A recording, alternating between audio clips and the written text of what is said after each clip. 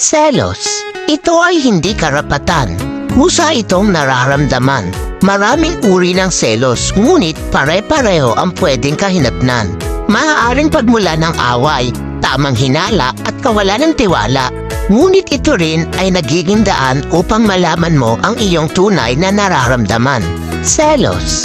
Minsan, nakakakilig, nakakatuwa pag nalaman mo na may nagseselos para sa'yo kahit wala naman kayo. Pero minsan, ito rin ay delikado.